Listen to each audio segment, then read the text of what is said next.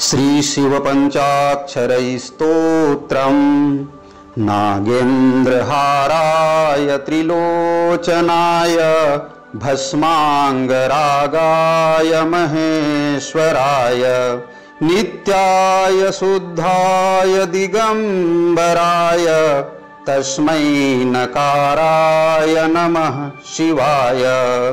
मंदाकिनी सलिलचंदनचर्चिताय नंदीश्वर प्रमथनाथ महेश्वराय मंदार पुष्प बहुपुष्प सुपूजिताय तस्मै मकाराय नमः शिवाय शिवाय गौरी वदनाब्जवृंद सूर्याय दक्षाध्वरनाशकाय श्रीनीलकंठाय वृषध्वजाय तस्मै सिकाराय नमः शिवाय वसिष्ठकुम्भोद्भव गौतमार्य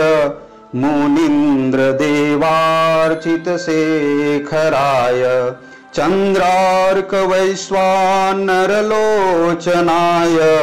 तस्मै वकाराय नमः शिवाय यज्ञस्वरूपाय जटाधराय पिनाकहस्ताय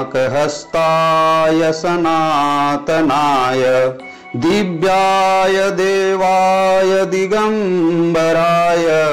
तस्मै यकाराय नमः शिवाय पंचाक्षरम् इदं पुण्यं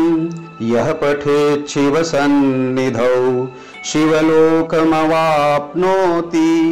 शिवेन सह मोदते